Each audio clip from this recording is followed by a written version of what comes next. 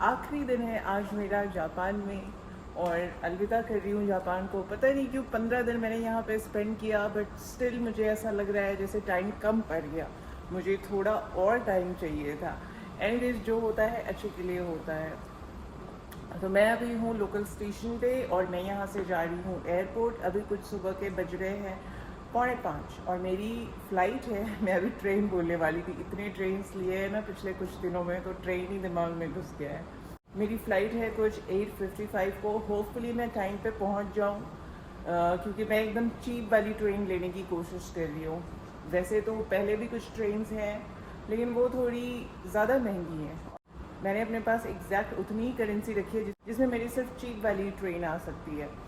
Anyways, तो यहाँ से हम जा रहे हैं टोक्यो और टोक्यो से ट्रेन चेंज करके जाना होगा टर्मिनल।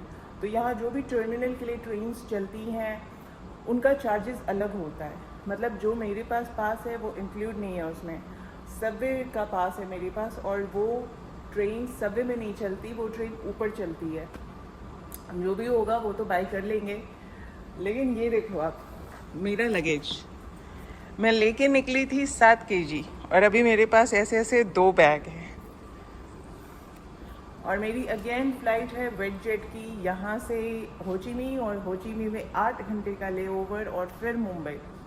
और स्टिल मैं उसे 7 kg में ही लेके जाऊँगी। ये मैं कैसे करूँगी, क्या करूँगी, ये टॉप सीक्रेट है जो अभी रिवील नहीं करूँगी। दिल किया तो बता दूँगी, वरना आप लोग भी मेरा टॉप सीक्रेट कॉपी कर लोगे।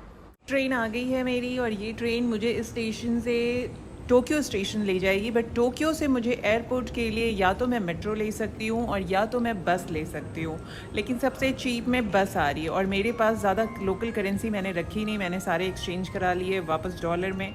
तो मैं सिर्फ बस अफोर्ड कर सकती हूँ। लेकिन बस टाइमिंग थोड़ा ज़्यादा ले रही है, 10 मिनट, और मेरे पास एग्जैक्ट टाइम है। मतलब पता नहीं लेट ना हो जाऊँ, लेकिन क्योंकि अब करेंसी नहीं है तो मेरे पास कोई चारा नहीं है। बस अगर ऑन टाइम मैं पकड़ पाई तो डेफिनेटली पहुंचा तो ऑन टाइम ही देगी, क्योंकि जापान में चीज़ें लेट नहीं होती। तो चलो देखते हैं पहुंच पाऊंगी मैं या नहीं पहुंच पाऊंगी। वैसे जो बस लेनी थी मुझे वो तो मेरे आंखों के सामने निकल गई और ये दूसरी बस मैंने ली है। पता नहीं अब मैं ऑन टाइम पहुंच पाऊंगी या नहीं, पर चलो जाते जाते मैंने जापान की बस में भी ट्रैवल कर ही लिया, वरना बस रह गई थी। होपफुली पहुंच जाऊँ। मेरे हार्ट बीट्स फास्ट हो रहे हैं। दौड़ दौड़ के मैंने ये बस भी ली है, वरना ये भी बस मिस होने वाली थी, और ये अगर मिस होती ना तब तो फॉर श्योर मेरी फ़्लाइट मिस होने वाली थी। वैसे जापान की सड़कें यार, कसम से मैं तो मतलब फॉरेन में ना सड़कें सबसे पहले नोटिस करती हूँ। इंडिया में तो मेरा ड्राइव करने का बिल्कुल मन नहीं करता, किसी भी शहर में नहीं करता। लेकिन जब मैं बाहर की ऐसी सड़कें देखती हूँ ना, बस मन करता है कि कोई अच्छी सी कार हो और बस निकल जाऊँ किसी लॉन्ग ड्राइव पे। तो पहुँच चुकी हूँ मैं वियतनाम और मैं हूँ अभी होचिमिन के एयरपोर्ट पे। इसी सीट पे मैं जाते वक्त भी पूरे 7-8 घंटे मेरा लेओवर था और मैं यही सो के मैंने टाइम निकाला था। बट अभी मैंने सो के नहीं निकाला, क्योंकि मैं फ़्लाइट में अच्छा खासा सो गई थी। जापान एयरपोर्ट पे मुझे बिल्कुल टाइम नहीं मिला कि मैं कुछ भी शूट कर सकूं। बट वैसे तो अभी सारी चीज़ें मैंने बता ही दी है। बस अभी लास्ट आप लोगों को एक चीज़ बतानी है कि इस पूरे ट्रिप में मेरा क्या एक्सपेंस आया। तो मेरी ये ट्रिप कुछ 15 डेज़ की थी और फ़्लाइट में जो मैंने स्पेंड किया, मेरी जाने की फ़्लाइट थी 19,200, आने की फ़्लाइट है 17,200। होटल में जो मैंने टोटल स्पेंड किया 15 डेज़ में, जिसमें मैं, आप बोल सकते हो, मैं 7 डेज़ तो डॉर्मेट्री में रही और 7 डेज़ मैं होटल में रही। तो उसमें मैंने स्पेंड किया है टोटल 32,300 रुपये। अब बचा क्या, अब रहा पास। तो पास मेरी बेवकूफ़ी की वजह से कि मैंने आने से पहले पास नहीं लिया, यहाँ आके लिया, इसलिए मुझे 27,000 में आया। बट पास आपको वैसे 18,000 में आता है, ऑर्डिनरी पास। अगर ग्रीन कार्ड पास चाहिए आप लोगों को तो वो 24,000 में आता है, बट ये आने से पहले करना होता है। उसके बाद अभी रहा वीज़ा। वीज़ा कुछ 1500-1600 रुपये का आया मुझे। बाकी तो थोड़े बहुत इधर उधर एंट्री चार्ज जाएंगे आपके, जो कि बहुत ज़्यादा नहीं होंगे।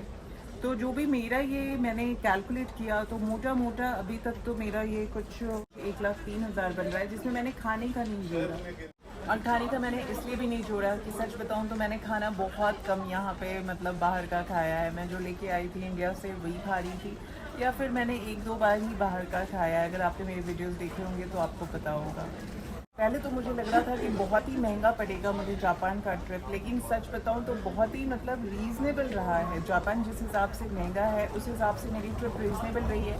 एक रीज़न ये भी है कि खाने में मेरे पैसे नहीं गए, अगर खाने में गए होते तो थोड़ा और जाता। पिछले कुछ टाइम से यहाँ पे आके और इतना टाइम स्पेंड करके होचीमी के इस एयरपोर्ट पे, पर्टिकुलर इसी जगह पे, अभी तो मुझे ऐसा लगने लगा है जैसे मेरा और होचीमी का ना चोली दामन का साथ हो क्योंकि इतने घंटे मैंने यहीं पे स्पेंड किए हैं। और कसम से अभी तो मतलब वियतनाम में इतने इंडियंस दिखने लग गए, इतने इंडियंस क्या पूछो मत। मतलब फॉरेनर से ज़्यादा मुझे अभी इंडियंस दिख रहे हैं। मतलब नेक्स्ट थाईलैंड ही बन गया है वियतनाम। तो मेरे ख्याल से मैंने आप लोगों को सारे सवालों के जवाब दे दिए होंगे जो भी आपको जानना होगा। अगर स्टिल कोई सवाल है आपके, कुछ भी दुविधा है आपकी जापान से रिलेटेड और मुझे लगता है कि मैं वो बता सकती हूँ, तो बेहिचक आप मुझे मैसेज करना और मैं रिप्लाई करूँगी। तो एक मैंने अपना डार्क सीक्रेट आप लोगों को रिवील नहीं किया कि ये जो मेरा लगेज है ये ऑलमोस्ट 15-20 kg है और इसे मैं 7 kg में कैसे कैरी कर रही हूँ। तो मेरी एक ट्रिक है कि जब मैं बोर्डिंग करवाने जाती हूँ मैं अपना आधा सामान ऐसे ही रख देती हूँ। मतलब जब आप फर्स्ट बोर्डिंग जाते हो, जब आप बोर्डिंग पास आपको लेना होता है, तो मैं अपना थोड़ा सामान है ना हैवी वाली चीज़ें वो दूसरे बैग में डाल के ऐसा साइड में रख देती हूँ और बोर्डिंग पास मिलने के बाद वापस सारा सामान लेके फ़्लाइट बोर्ड करने जाती हूँ। बट वेटजेट इतने चालाक एयरलाइंस है कि एकदम जब आप फ्लाइट में घुसने जाते हो वहाँ पे वो लोग के पास एक वेट मशीन होता है और जिससे वो वेट करके आपका पेनल्टी लगाते हैं। बट लकीली बहुत लोगों की आज पेनल्टी लगी, बट लकीली मेरी नहीं लगी क्योंकि जब मेरा टर्न आया तो वो स्टाफ बिज़ी थी। लकीली वो स्टाफ बिज़ी थी और मैं ऐसे साइड से ऐसे पतली गली से निकल गई और मेरा बच गया। लेकिन वो जापान से होचीमी के लिए था, वियतनाम के लिए था। अभी वियतनाम में क्या होता है गॉड नोज़।